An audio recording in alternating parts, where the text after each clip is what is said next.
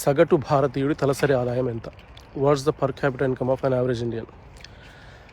కోర్టులు, జడ్జిలు, జనరల్గా law and order, judiciary system and government ఎట్లా ఎఫెక్ట్ చేస్తాయి మన లైఫ్స్ నేను తెలుసుకునే దాంట్లో పార్ట్గా ఒక చాలా ఇంపార్టెంట్ థింగ్ తెలుసుకోవాల్సింది ఏంటంటే పర్ క్యాపిటల్ ఇన్కమ్.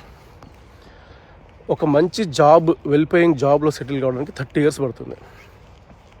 ఒక మిడిల్ క్లాస్ పర్సన్ ఒక ఇల్లు కొనుక్కొని, ఒక కారు కొనుక్కొని, ఫ్యామిలీని, ఒక మంచి పిల్లలకి మంచి ఎడ్యుకేషన్ ప్రొవైడ్ చేయడానికి లైఫ్ అయిపోతుంది.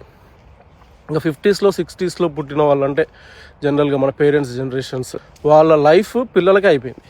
సో వాళ్ళు అసలు లైఫ్లో ఏం ఎంజాయ్ చేయలేదు. అసలు వాళ్ళకి ఎంజాయ్ అంటే తెలియదు. There are no opportunities.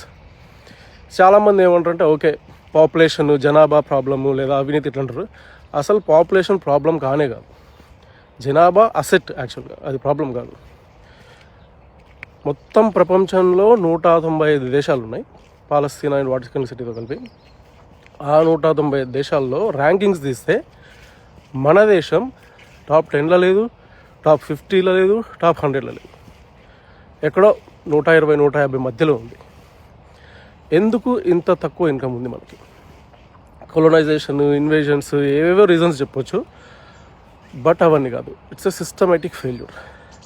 అసలు ఏంటి సిస్టమ్ ఏంది, and who are the key players in this system, and how we can increase the per capita income.